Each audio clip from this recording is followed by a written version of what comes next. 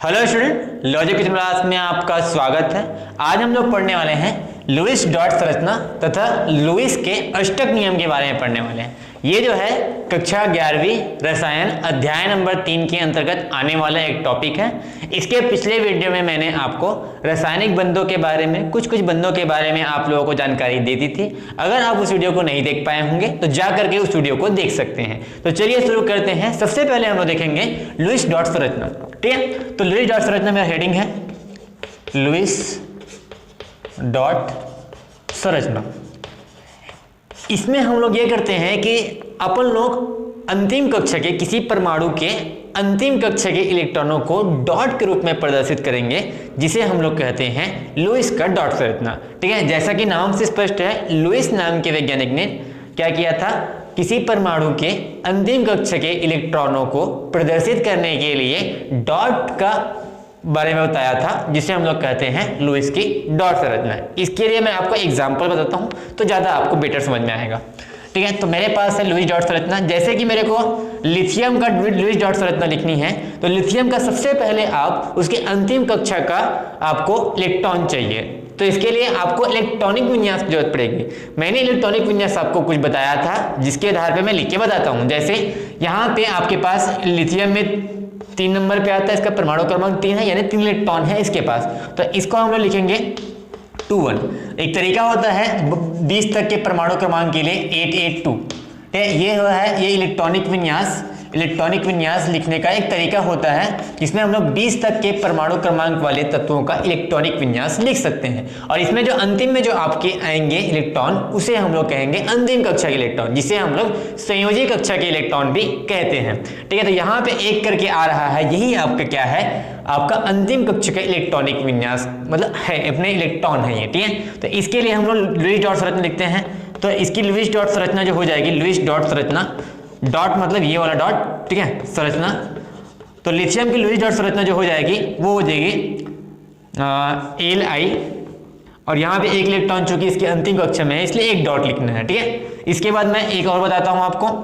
ठीक है, बेरिलियम का बताता हूँ। बेरिलियम 4 नंबर पे आता है, यानी 4 इलेक्ट्रॉन है इसके पास। तो इसको हम लोग लिख सकते हैं अंतिम कक्षा के लिए 2-2 लिखेंगे, तो ये आता अंतिम इलेक्ट्रॉन हो जाएगा, अंतिम कक्षा के इलेक्ट्रॉन हो जाएंगे। तो इसके आधार पर हम लोग लुईस डॉट संरचना जो लिखेंगे, एक हो जाएगा बेरिलियम लिखिए, फिर इसके लिए 2 डॉट लगा देते हैं, एक डॉट यहाँ पे, एक डॉट यहाँ पे। तो ये 2 इलेक्ट्रॉन आपको अंतिम कक्षा के इलेक्ट्रॉन को बताता है। ठीक है, इसी प्रकार मैं लिखता हूँ बोरॉन के लिए, जो कि 5 नंबर पे आते हैं। तो इसका इलेक्ट्रॉनिक किस हो जाएगा 2-3, यानी 3 इलेक्ट्रॉन को लिखना है आपको। तो इसके लिए हम लोग बोरॉन के लिए लिखते हैं, तो इसमें 3 डॉट यहाँ पे इस प्रकार से लिख सकता हूँ। ठीक है, इसी प्रकार मैं सीधा डायरेक्ट आपको नाइट्रोजन के लिए बताता हूँ। नाइट्रोजन का जो परमाणु क्रमांक होता है वो 7 नंबर पे होता है, यानी 7 इलेक्ट्रॉन है इसके पास। इन 7 इलेक्ट्रॉनों का इलेक्ट्रॉनिक विन्यास 2882 के हिसाब से हम लोग लिखेंगे 25, यानी 5 इलेक्ट्रॉन को हम लोग क्या करेंगे, ये अंतिम कक्षा के इलेक्ट्रॉन है, इसको डॉट के रूप में लिखेंगे। ठीक है, तो हम लोग लिखते हैं एक डॉट यहाँ पे लगाया, एक डॉट यहाँ पे लगाया, एक डॉट यहाँ पे लगाया, एक डॉट यहाँ पे लगाया। फिर ये दूसरा जब आगे इलेक्ट्रॉन आएगा तो उसकी यहाँ पे जोड़ी बना देना। ठीक है, यानी ये जो इलेक्ट्रॉन है ये युग्मित हो जाते हैं। ठीक है, तो इसकी शादी हो गई ऐसा समझ सकते हो। तो ये बाकी 3 इलेक्ट्रॉन इसके अयुग्मित इलेक्ट्रॉन है। ठीक है, हाँ, अब हम लोग एक और आखिरी में बता देते हैं। जैसे क्लोरीन का बताता हूँ, क्लोरीन जो है 17 नंबर पे आते हैं, तो 17 इलेक्ट्रॉन है इसके पास। तो इसके लिए हम लोग डॉट संरचना बनाने के लिए सबसे पहले निकालेंगे इसके अंतिम कक्षा के इलेक्ट्रॉन। उसको निकालने का तरीका होता है आपका इलेक्ट्रॉनिक विन्यास। तो ये 20 तक के लिए है, बाकी के लिए मैं इलेक्ट्रॉनिक विन्यास आपको बता ही चुका हूँ। ठीक है, तो हम लोग यहाँ पे इसका इलेक्ट्रॉनिक लिखेंगे 287। ठीक है, 28 और उसके बाद 7 इलेक्ट्रॉन बच जाएंगे, तो ये इसके अंतिम कक्षा का इलेक्ट्रॉन होगा। तो मैं यहाँ पे क्लोरीन लिखता हूँ, फिर 7 डॉट को मैं दर्शा रहा हूँ, एक डॉट, दूसरा डॉट, तीसरा डॉट, चौथा डॉट। फिर इसकी जोड़ी बन गई, 5 हो गए, 6 हो गए और ये 7 हो गए। तो ये 7 डॉट बन गए, यानी इसकी जोड़ी बन गई, इसकी जोड़ी बन गई। ठीक है, यानी ये जो इसमें एक युग्मित इलेक्ट्रॉन है और बाकी आपका युग्मित इलेक्ट्रॉन है। इस प्रकार से हम लोग यहाँ पे इसकी डॉट संरचना बनाते हैं। तो इस प्रकार हमने डॉट संरचना इसके बारे में समझ लिया। अब हम लोग देखते हैं लुईस की डॉट संरचना के बाद हम लोग अष्टक नियम को देखते हैं। तो अष्टक नियम किस प्रकार से होता है, इसके लिए मैं सबसे पहले इसको रफ कर देता हूं। अब मेरा जो हेडिंग है वो है लुईस का अष्टक नियम, लुईस का अष्टक नियम।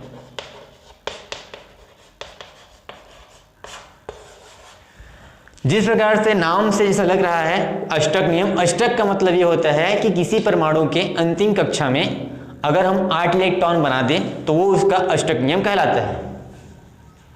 तो अष्टक नियम के आधार पर हम लोग अंतिम कक्ष में 8 इलेक्ट्रॉन या फिर 2 इलेक्ट्रॉन बनाने की कोशिश करने वाले हैं। तो 2 इलेक्ट्रॉन या फिर 8 इलेक्ट्रॉन अगर हम लोग बना लेते हैं अंतिम कक्ष में युग्मित करा करके, तब अपने पर लुईस डॉट अष्टक नियम कहलाता है ये, ठीक है। जैसे कि मैं एग्जांपल आपको बताना चाहूंगा, जैसे कि मेरे पास है हाइड्रोजन H2, ठीक है, ये आपका एक हाइड्रोजन गैस है। इस हाइड्रोजन गैस का हम लोग अष्टक नियम के आधार पर हम लोग क्या करेंगे, इसका बंध का निर्माण करने वाले हैं, ठीक है। तो वो अष्टक नियम के आधार पर काम होगा। इसके लिए आपको सबसे पहले सहसंयोजी बंध के बारे में जानकारी प्राप्त होनी चाहिए। इसके लिए मैं आपको पिछली वीडियो में इसके बारे में पूरा बता चुका हूँ, सहसंयोजी बंध क्या होता है, उसकी कैसे बनती है, उसकी कैसे मतलब हम बंध बना सकते हैं, उसको मैंने बता दिया है। आप जा करके उस वीडियो को देख सकते हैं। तो यहाँ पे हाइड्रोजन के लिए हम लोग अष्टक नियम को हम लोग प्रूव करके देखते हैं कैसे बन सकता है अष्टक नियम। मैं कैसे समझाने वाला हूँ उसको एग्जाम्पल के माध्यम से आपको डिस्कस करते हैं। जैसे कि यहाँ पे हाइड्रोजन है, सबसे पहले इसकी डॉट संरचना लिखते हैं। डॉट संरचना के लिए आपको हाइड्रोजन का अंतिम कक्ष में इलेक्ट्रॉन पता होना चाहिए, जो कि है 1 इलेक्ट्रॉन। तो यहाँ पे 1 डॉट हुआ इसके लिए। दूसरा हाइड्रोजन जो है यहाँ पे है, उसके लिए भी 1 डॉट आ जाएगा। तो ये जो हो जाएगा इसको कहते हैं 1 इलेक्ट्रॉन, यानी इसकी डॉट संरचना। इस डॉट संरचना के आधार पर अपने को अष्टक नियम का पालन करते हुए इसको क्या करना है, युग्मित कराना है, ठीक है। तो इसको कैसे कराएंगे, ऐसा समझ लो कि आपके पास ये युग्मित इलेक्ट्रॉन है, ये अपने युग्मित इलेक्ट्रॉन सामने में रखेगा, शेयर करेगा, इलेक्ट्रॉनों का शेयर करेगा, ये भी अपने युग्मित इलेक्ट्रॉन शेयर करेगा, ठीक है। किस प्रकार से बता रहा हूँ, ठीक है। जैसे कि ये हाइड्रोजन का पहला इलेक्ट्रॉन हो गया, दूसरे हाइड्रोजन का दूसरा इलेक्ट्रॉन हो गया, ठीक है। तो इसके लिए हम लोग क्या करेंगे, ये शेयर करेंगे। शेयर करने का मतलब है कि ये जो इलेक्ट्रॉन है, ये दोनों इलेक्ट्रॉन ये इस हाइड्रोजन के लिए भी हो जाएगा और ये दोनों इलेक्ट्रॉन है इस हाइड्रोजन के लिए भी हो जाएगा। तो इस प्रकार से देखा जाए तो दोनों का अष्टक क्या हो जाता है, पूर्ण हो जाता है। जैसे कि इस हाइड्रोजन के लिए देखा जाए तो 1 2 इलेक्ट्रॉन यानी अष्टक नियम का पालन हो गया। इसलिए हाइड्रोजन के लिए देखा जाए तो 1 2 इसके लिए भी अष्टक नियम का पालन हो जाता है। तो इस प्रकार से इसे अष्टक नियम कहा जाता है। यानी कि अगर अंतिम कक्षा में किसी अणु के अंतिम कक्षा में अगर अपने पास बनाते समय अपने पास 2 या फिर 8 इलेक्ट्रॉन हो जाते हैं तो उसे हम लोग अष्टक नियम कहते हैं, ठीक है। तो ये जैसे कि इसमें हुआ, फिर ये क्या कर लेते हैं, सहसंयोजी बंध बना लेते हैं। किस प्रकार से, ये दोनों को मैं मिला दूंगा तो इस प्रकार से एक बंध यहाँ पे बन जाता है। तो ये है लुईस का अष्टक नियम, जिसके अंतर्गत हम लोग अंतिम कक्षा में 2 या फिर 8 इलेक्ट्रॉन बनाने की कोशिश करते हैं। उस आधार पे हम लोग अणु का निर्माण करते हैं, जिससे हम लोगों को सहसंयोजी बंध का निर्माण हो जाता है। इसी प्रकार मैं आपको अगर बताऊं, जैसे मेरे पास ऑक्सीजन है O2, इसके लिए भी अष्टक नियम को देखने वाले हैं, ठीक है। ये ऑक्सीजन है, तो सबसे पहले होगा कि आपको डॉट संरचना बनानी होगी। जैसे पहले ऑक्सीजन के लिए आपके पास अंतिम इलेक्ट्रॉन क्या हो जाएंगे, ऑक्सीजन के लिए 8 नंबर पे आता है, तो इसके लिए अंतिम इलेक्ट्रॉन होंगे 6 इलेक्ट्रॉन। तो 6 इलेक्ट्रॉन के लिए आपको डॉट संरचना बनानी होगी। 1 इलेक्ट्रॉन, 2 इलेक्ट्रॉन, 3 इलेक्ट्रॉन, 4, ये 5, ये 6। तो इन दोनों की जोड़ी बन जाएगी। तो इन दोनों की जोड़ी बन जाएंगी तो इन दोनों जो है इसके लिए हम लोग क्या नहीं करेंगे, इसको शेयर नहीं करने वाले हैं, ठीक है। तो इसके लिए फिर दूसरे ऑक्सीजन के लिए देखा जाए तो यहाँ पे भी 2 इलेक्ट्रॉन, इसके लिए भी 6 इलेक्ट्रॉन को जब बनाएंगे तो इस प्रकार से इसकी डॉट संरचना बन जाएगी। यानी कि देखा जाए तो इसके अंतिम कक्ष में अपने पास 6 इलेक्ट्रॉन है, इसको 8 इलेक्ट्रॉन बनाने के लिए अपने को 2 इलेक्ट्रॉन की जरूरत होगी। तो ये जो है ऑक्सीजन है, ये दूसरे ऑक्सीजन को अपना इलेक्ट्रॉन शेयर कर देगा, या फिर ऐसा भी कह सकते हैं कि ये जो ऑक्सीजन है ये ऑक्सीजन को अपना इलेक्ट्रॉन शेयर कर देगा, 2 इलेक्ट्रॉन। तो इस प्रकार से शेयर करने के लिए अपने क्या करेंगे, अपने इलेक्ट्रॉनों को दान करेंगे, ठीक है। इस प्रकार से शेयर करेंगे। दूसरा ऑक्सीजन जो है इसके लिए भी आपके पास 6 इलेक्ट्रॉन होते हैं, तो ये शेयर कर देंगे। तो इस प्रकार से देखा जाए तो इस ऑक्सीजन के लिए भी 8 इलेक्ट्रॉन हो जाएंगे और इस ऑक्सीजन के लिए भी 8 इलेक्ट्रॉन हो जाएंगे। तो देखा जाए तो इस दोनों ऑक्सीजन का 8 इलेक्ट्रॉन यानी कि अष्टक पूर्ण हो जाता है, ठीक है। इस प्रकार फिर आगे मिलकर के ये दोनों सहसंयोजी बंध का निर्माण कर लेते हैं। ये ऐसा मिल जाएगा तो ये एक बंध बन जाएगा, ये जो बन जाएगा इसका दूसरा बंध बन जाएगा, तो ये कहलाते हैं सहसंयोजी बंध। तो अष्टक निर्माण करने के लिए ये लोग क्या करते हैं, सहसंयोजी बंध का निर्माण करते हैं, ठीक है। इस प्रकार से अब एक मैं लास्ट एग्जांपल आपको देने वाला हूं, जैसे कि है आपके पास नाइट्रोजन N2 के लिए हम लोग अष्टक नियम को देखने वाले हैं। इसके लिए सबसे पहले आपको दोनों नाइट्रोजन का आपको डॉट संरचना बनाने आनी चाहिए। जैसे कि एक नाइट्रोजन का जो परमाणु क्रमांक होता है वो होता है 7, तो इसको हम लोग 2 5 करके तोड़ सकते हैं। तो ये 5 इलेक्ट्रॉन इसके अंतिम कक्ष में, 5 इलेक्ट्रॉनों का डॉट संरचना हम लोग कुछ इस प्रकार से बनाते हैं। इसकी जोड़ी बन गई यानी इसकी शादी हो गई, तो बाकी इलेक्ट्रॉनों का ही वो क्या करेगा, शेयर कर सकते हैं। इसी प्रकार दूसरे नाइट्रोजन के लिए भी क्या होगा, इस प्रकार से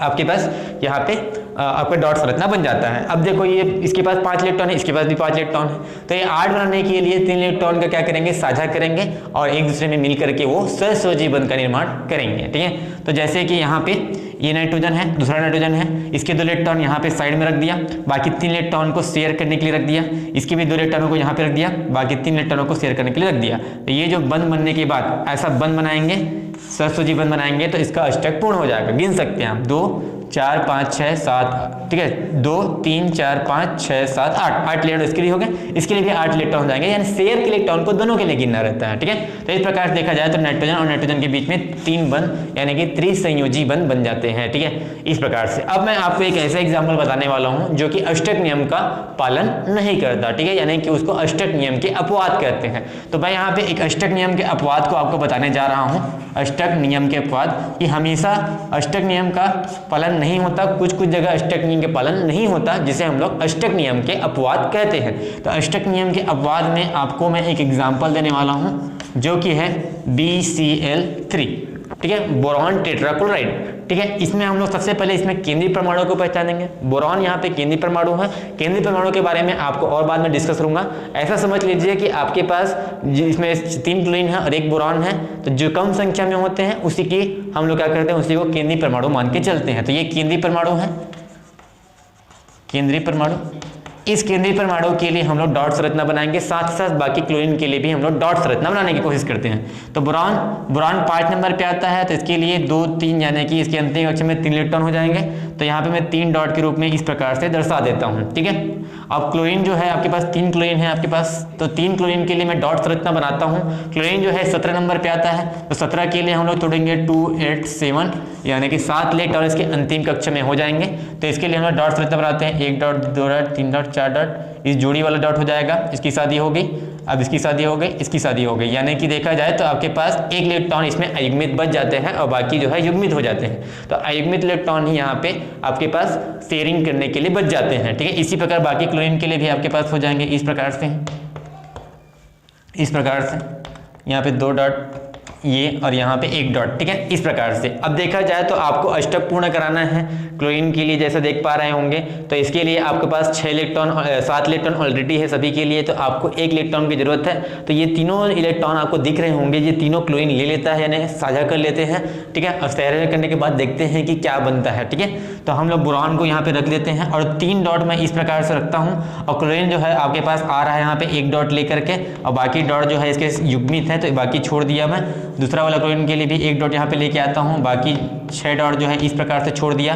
तीसरे क्लोरीन के लिए भी 1 इलेक्ट्रॉन यहाँ पे रख देता हूँ, बाकी 6 डॉट जो है इस प्रकार से छोड़ देता हूँ। तो इसी प्रकार देखा जाए तो ये जो है इस प्रकार से शेयरिंग कर लेते हैं, इस प्रकार से इलेक्ट्रॉनों का शेयरिंग कर लेते हैं। ये जो है आपके बोरॉन के लिए। तो देखा जाए तो आप गिन पा रहे होंगे कि क्लोरीन की अष्टक पूर्ण यहाँ पे हो जाता है। जैसे कि देखा जाए 2 2 4 2 6 और यहाँ पे ये 2 इलेक्ट्रॉन इसमें आ गए तो 8 हो गए। इसी प्रकार इस क्लोरीन के लिए भी 8 हो जाएंगे, इस क्लोरीन के लिए भी यहाँ पे देख पा रहे होंगे इसके लिए भी 8 इलेक्ट्रॉन हो जाते हैं। लेकिन यहाँ पे एक दिक्कत है कि इस बोरॉन के लिए यहाँ पे 8 इलेक्ट्रॉन नहीं होते, जैसे गिन सकते हैं आप। यहाँ पे 2 इलेक्ट्रॉन हुआ बोरॉन के लिए, यहाँ पे 2 इलेक्ट्रॉन हुआ 4 हुआ, इसके लिए 2 और तो 6 इलेक्ट्रॉन, यानी इसका अष्टक पूर्ण नहीं हो पाता। यानी आप देख पा रहे होंगे कि इस केंद्रीय परमाणु बोरॉन का अष्टक पूर्ण नहीं हो पाता।